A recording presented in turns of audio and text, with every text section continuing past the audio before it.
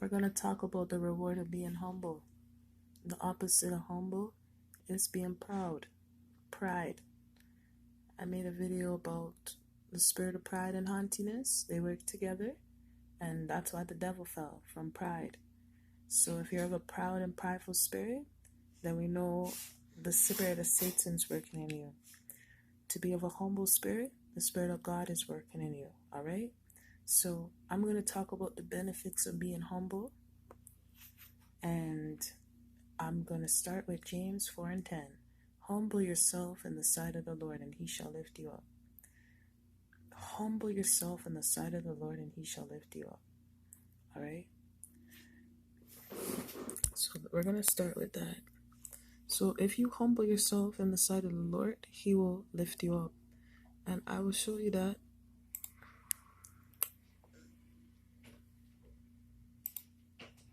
So do you remember King Ahab in 1 Kings 21 and 29? See thou how Ahab humbled himself before me? Because he humbled himself before me, I will not bring evil in his days, but in his son's days will I bring evil upon his house. Alright, so when you humble yourself before the Lord, he turns away his wrath from you. I'll show you another example. Because 2 Kings 22 and 19. Because thy heart was tender, and thou hast humbled thyself before the Lord, when thou hearest what I spake against this place and against the inhabitants thereof, that they should become a desolation and a curse, and hast rent thy clothes and weep before me, I also have heard thee, says the Lord. You see?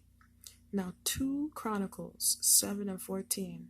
Now, if my people, which are called by my name, shall humble themselves and pray and seek my face and turn from their wicked ways, then will I hear from heaven and will forgive their sin. I will heal their land. Up till now, you guys haven't humbled yourself with the clothes you wear, with your eyelashes, your nails, and all those fancy things, and the corruption you got in your house. You need to be humble. The Lord is not teaching you guys because you guys are not humble. Now, we're going to continue. So this same king now, and when the Lord saw that they humbled themselves, the word of the Lord came to Shemaiah, saying, they have humbled themselves. Therefore I will not destroy them, but I will grant them some deliverance, and my wrath shall not be poured out upon Jerusalem by the hand of Shishak.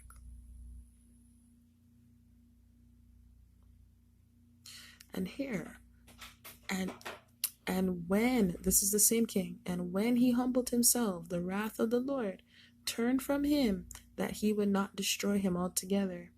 And also in Judah things went well. So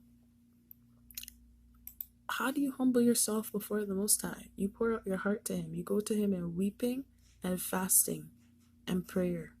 All right? So Isaiah 57 and 15. For thus says the high and lofty one that inhabits eternity, whose name is holy. I dwell in a high and holy place, with him also that is of a contrite and humble spirit. The Messiah is of a contrite and of a humble spirit. So the Messiah is not going to come onto you if you're not humble. To revive the spirit of the humble. Who did he come to revive? The spirit of the humble. And to revive the heart of the contrite ones. So I just want you to understand, and then we're going to go into some points. All right? We're going to keep going.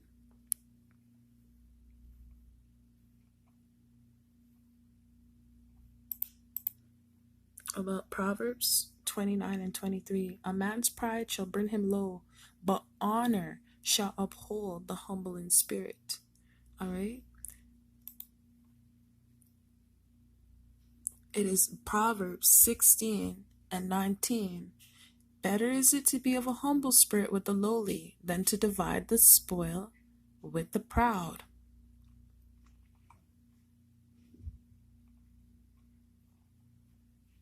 Now, Psalm 69 and 32.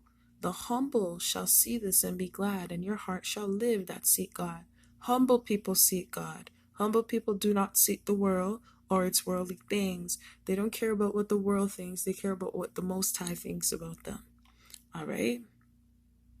Matthew 32:12. Let me tell you the reward of being humble. And whosoever shall exalt himself shall be abased. So the proud, people who are puffed up and saying I'm better than you and worried about money and status and fame, and he that shall humble himself shall be exalted. The humble people will be exalted. Now 1 Peter chapter 5 verse 6, humble yourself therefore under the mighty hand of God, that he may exalt you in due time. So we have it in here, Matthew, the humble himself shall be exalted. Now we have it in Peter 5:6, that he may exalt you in due time. Humble yourself, therefore, under the mighty hand of God, that he may exalt you in good time. So now, who does the Lord love? He loves the humble. You better understand that. Psalms 9:12. When he makes inquisition for blood, he remembers them. He forgets not the cry of the humble. Say unto the king and to the queen, humble yourselves, sit down, for your principality shall come down, even the crown of your glory. All right, that's when Israelites ruled. Now, this is an important precept that I'm going to get into. Matthew 18:4. Whosoever therefore shall humble himself as this little child, the same is greatest in the kingdom of heaven. Put off fornication, put off things like that. Be innocent, so the spirit of innocence can come in you, the spirit of purity, the spirit of abstinence. I told you, it's good to have time away from fornication for the Lord. And if you're not married, don't fornicate, all right? Okay, now Job 22:29. When men are cast down, then thou shalt say, there is lifted up, and he shall save the humble person. Who does the Lord save? The humble person. Psalms 10:12. Arise, O Lord, O God, lift up thy hand, forget not the humble. So now Psalms 34:2. My soul shall make her boast in the Lord. The humble shall hear thereof and be glad. So there's punishment from God. He can humble you, or you can humble yourself. But wouldn't you rather humble yourself? And I'm going to talk a little bit about being content, because that also falls about being humble, right? So I'm gonna give you Hebrews 13:5. I come from a Jamaican household. My parents are Jamaican. They always say, satisfy with what you have. All right. Now Hebrews 13:5. You guys need to learn to be content and satisfy with what you have. Let your conversations be without covetousness, wantingness. You know what covetousness is if you don't look it up. And be content. What? Be content with such things as you have. For he has said, I will never leave thee nor forsake thee. Do you understand? Be content with such things you have. Satisfy with what you have, okay?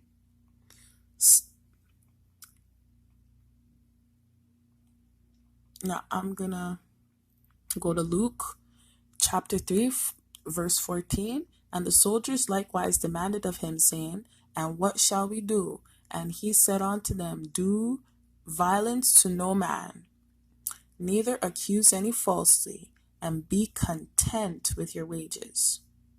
Now we're going to go to Job 6:28. Now therefore be content, look upon me, for it is evident unto you if I lie.